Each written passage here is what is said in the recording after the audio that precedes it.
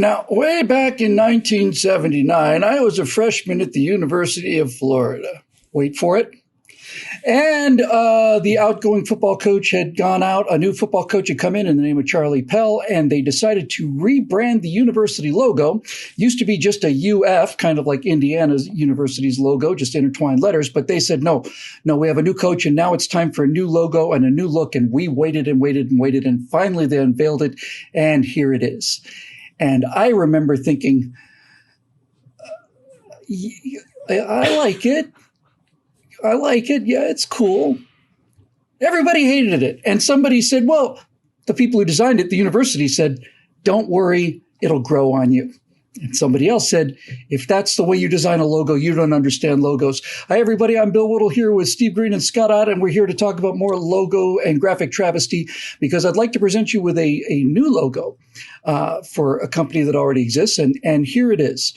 The product that this represents is called Gentle Morning. It's a vitamin laxative supplement. It's 100% organically grown from hemp oil that is harvested from the jungles of Guatemala by yeoman farmers through fair trade practices, and it's something you can feel good about owning. This is not a logo for a 100% organic vitamin laxative. This is the new logo for General Motors. And I personally find it to be less effective than the old one. Steve, why does everything have to suck? Thing is, we are not a bunch of grumpy old men, at least not most days, where, oh, it's new, I don't trust it, I don't like it. I love new stuff. I'm a gadget freak. I'm one of these people, and my wife is too, that actually signed up for the iPhone plan where you sign a 2-year agreement with Apple for your phone. But after the first year, you can just trade up to the next model and start your 2-year cycle over again. Because my kids don't need the hand-me-down phones anymore. And I want the newest thing as soon as it's available. That's me. I want the latest, fastest, coolest thing. Well, this might be the latest thing from GM, but it's not cool. It's lame. It's just... It's weak. It's just weak. It is weak. Let me give you an example of a modernized branding done well, and even done well by General Motors. We talked about this on the backstage.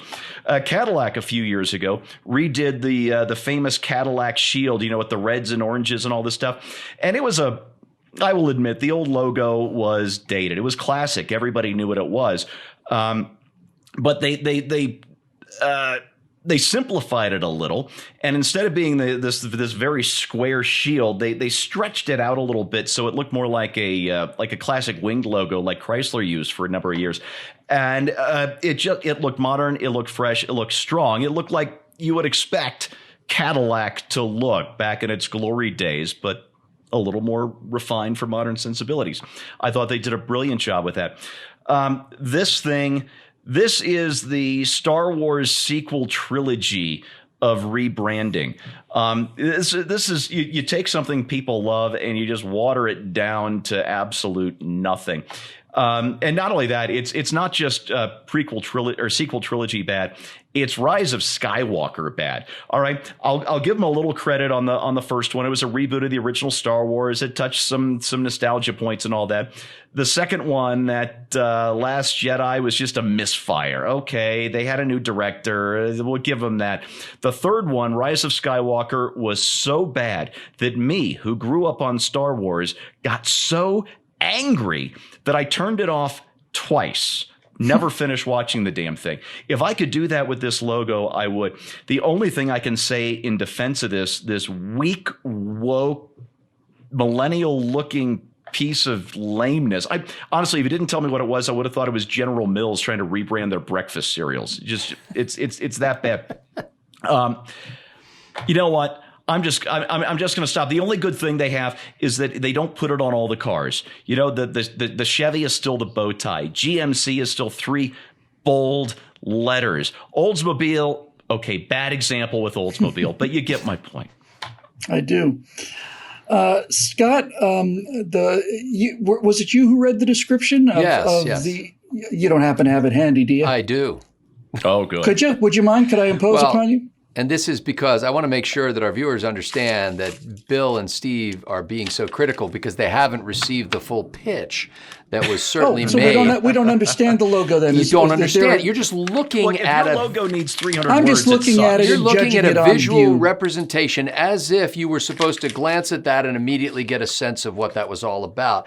But you didn't see the paragraph of explanation behind it. And I think if they simply tack this paragraph underneath the logo everywhere it appears, I think people will appreciate it much more. The company said in a statement, and this is quoting from Fast Company magazine, by the way, under the headline, General Motors' new logo is the biggest branding fail of 2021 so far. The company says the new GM logo features a color gradient of vibrant blue tones, evoking the clean skies of a zero-emissions future and the energy of the Ultium platform. That's GM's battery system.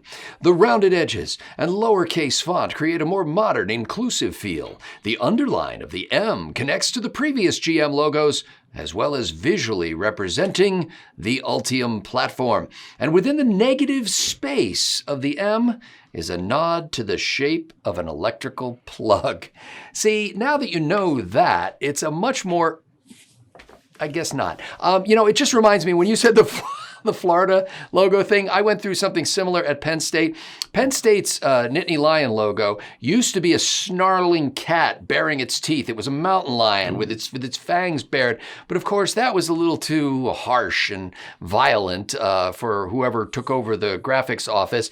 And so way back in, I don't know when, they developed this new logo. And at that time, I was actually in the custom sportswear business at Penn State. So this actually fundamentally affected the business that I was in because it was what we would put on t-shirts and sweatshirts and hats and stuff like that.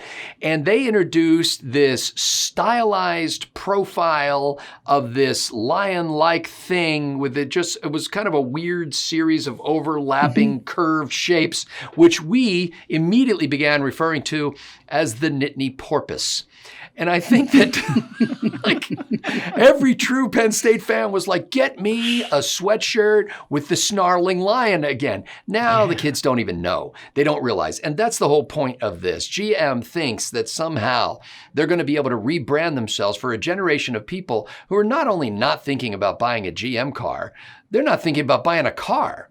They're literally thinking, well, why would I get one of those? I can beckon a ride service at a moment's notice on my iPhone, and they will show up and take me to work, and I don't have the hassle of having to maintain that and stop and get gas and occasionally clean the windshield. All of that will be taken care of for me by this little app. And so they're trying to be kind of hip and up to date and attract those kind of people who are predisposed to not even drive. I mean, there are young people today who do not wish to have a driver's license. I think we did a whole show on this once.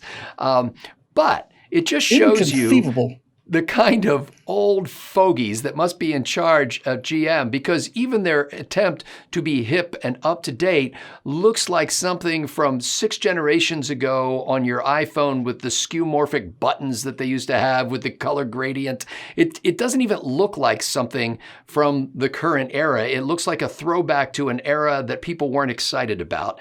And now they're trying to make sure that people don't get excited about their new electric vehicles. That's exactly right, and you're right about the Nittany lion. It looks like somebody carved a lion out of butter and then left it out in the sun in Florida. Which makes me wonder. Honestly, truthfully, I'm serious about this now. Makes me wonder what would have happened if GM had gone in the other direction. If they'd gone for more aggressive, more old school, more kind of tough. I'll tell you one thing. It would have been more original. It would have been fresher. Yeah. This logo looked like it was designed in 1999. Just to wrap up the Florida story, we had to go and live with this miserable logo that I showed you a moment ago, and then all of a sudden, ta-da! Now that's a logo, by God. That's a gator, and that ding. Why not go that way, GM? Because you can't, because everything sucks. If somebody had shown me this new GM logo in a focus group and said, come on, give me 2 words. Give me the first 2 words come to your mind about this. I would have said, well, I've got 2 sets of 2 words. Give them both. Give me both. I would have said, this logo makes me think of either new math or gluten-free. And that's not exactly the kind of thing you want for a motor company. epic fail, graphic designers. Send it back, do it again, and charge them another $200 million or whatever I'm paying for that logo. By the way, I drive a General Motors car myself. It used to be called a Camaro, pronounced Camaro, but they're changing it. Next year, it's going to be called the Camra. So that'll do it for this edition of Right Angle, made possible by the members at BillWhittle.com, of which there is a large number of new members. Thank you for joining. We're glad to have you here. We'll see you next week on Right Angle.